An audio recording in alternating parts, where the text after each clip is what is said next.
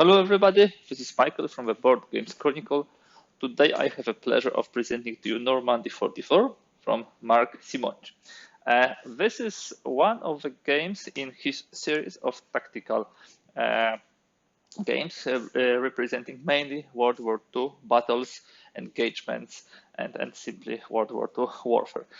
Mark Simonch is a really prolific author. He published now and then new installments in the series. The latest one is Salerno, which was published just this year. But Normandy is probably his greatest success. Definitely, if you look at the number of the printings, I think this is the third printing, third printing of the game. This game was published in 2010, so it's already 12 years ago, and definitely this is one of the best representation of what we now know Operation Overlord, so the Allied landings in Normandy in June 44. Normandy games typically focus on a very narrow timeline. For example, you have games which focus on the first 8-10 days, multi-man publishing day of days.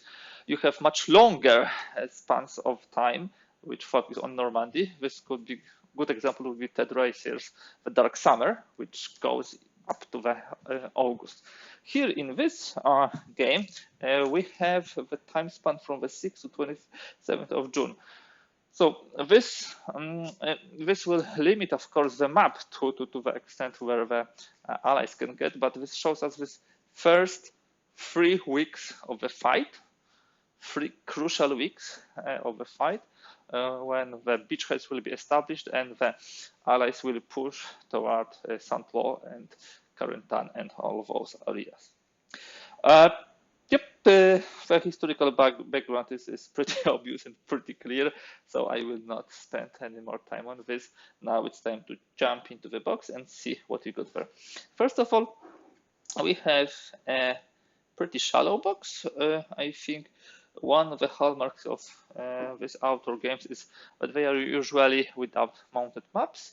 They are much cheaper that way, and really being on the regimental level, not so dense with the counters.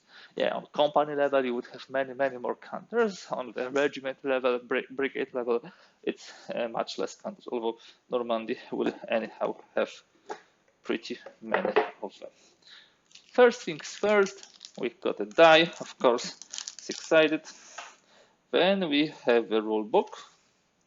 You look at the rule book, you say 36 pages, wow, a lot of rules.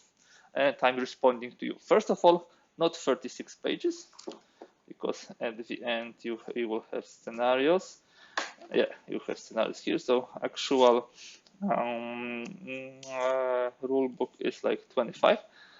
My second response would be play one game in the series by Mark Simonch, and you will know 80–90% of the rules of each other game. It's really a nice, interesting, and very elegant system in which you, of course, change based on the theater of operation and based on the actual conditions, some of the rules, but in general, you have them pretty similar. The rulebook is glossy and colorful, while being very nice. I'd rather prefer, the matte rulebooks because the light is now shining than in this. But well, okay. Evidently, the quality is of the top. The quality is top, for this rulebook. In the game, first of all, you have the full scenario, which can be pretty long, of course. But you have also the campaign scenario, which is like 7 turns, from what I remember. Yep, 7-turn mini game, exactly. And you have Cherbourg scenario, which focuses on fight around Cherbourg. So you can use one of those 3 for the play, which is pretty good choice. You don't need to jump into the large scenario immediately. Then you have, of course, the example of plays at the end of the rulebook, and we should have some designer notes. Yep, we have. I love designer notes. I really like to read what the author was thinking when some decisions in the designs were made. particularly, which can be really, really impactful on how the game plays later on. At the end, we have also some additional information here. So this is the rulebook. Then we have, of course, player aids. This is the player aids combat resolution table, explanation what the results mean, determine defense table. Again, hallmark of Mark Simonich games in this series. Here we have terrain effects chart. Depending what kind of terrain you are, you will undergo different movement or battle restrictions. Then something which I really, really appreciate in the games by this author, the setup and the reinforcement sheets. There are like 4 of them, as far as I can see. This is German at start card. This is in British sector card. This would be Allied at start, okay, and this will be German reinforcement card. Why I'm really appreciating this so much?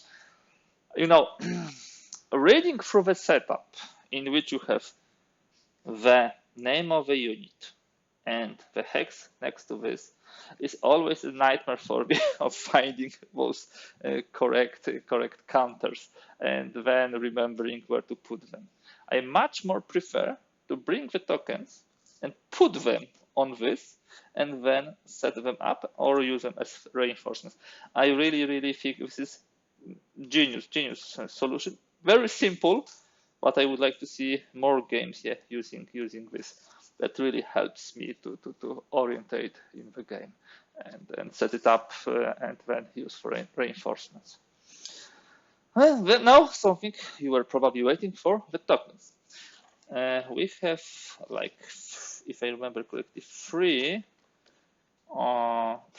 token sheets. First one is with some additional markers which will be showing us disruption, lack of supply, reserve moves, and some other stuff.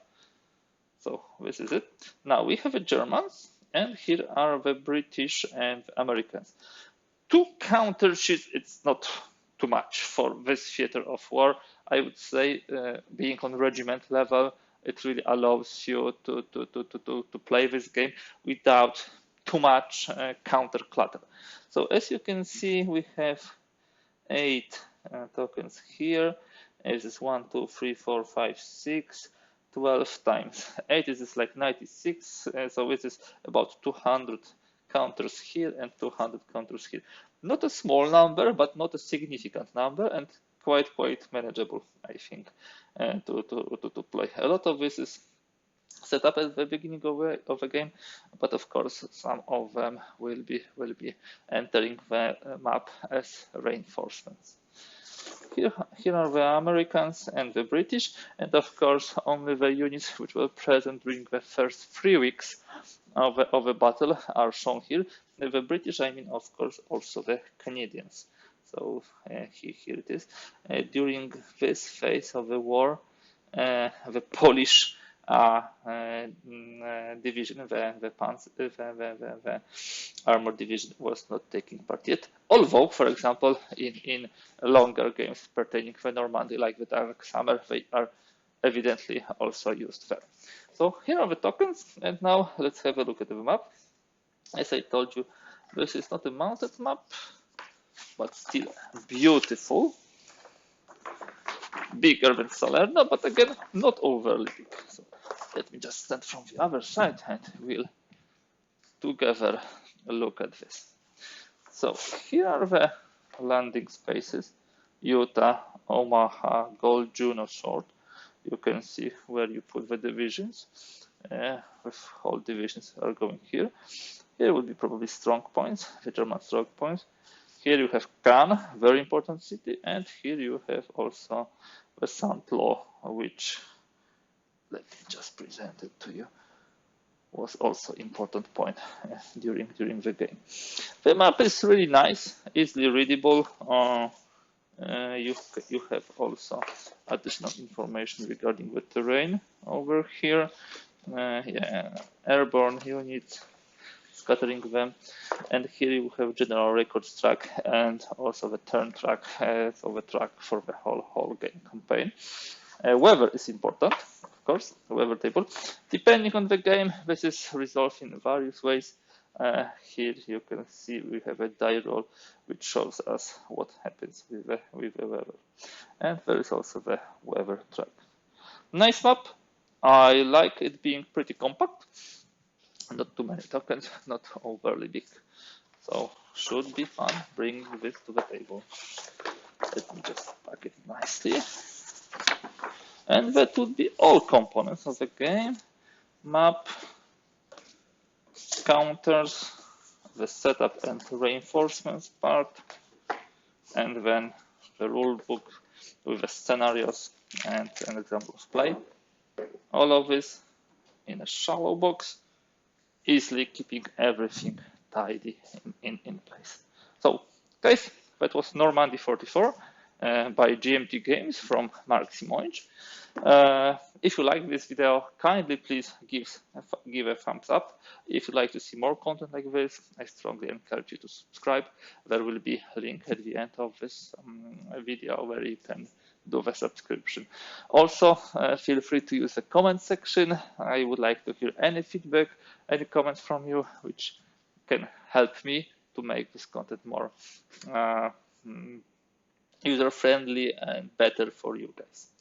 Thank you for today and hope to see you in another material on this YouTube channel. Thank you and bye.